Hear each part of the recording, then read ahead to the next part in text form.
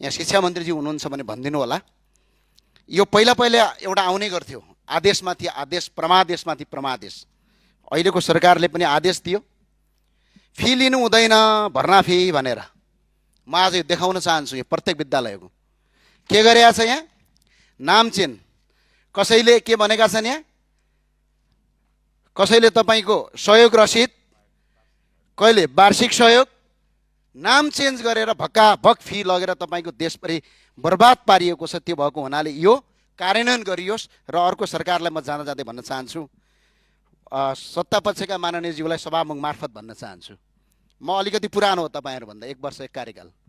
पहिला पनि यस्तै हुन्थ्यो, सरकारका मन्त्रीले गलत गर्थे, आफै छानबिन समिति बनाउँथे र आफैलाई आफै निर्दोष साबित गर्थे, अनि बिचरा संसदमा ताली पट्काउँथे। जनता वाक्क भएर भदौ 23-24 भयो। तपाईँहरूलाई ध्यानमा राख्नुहोस्,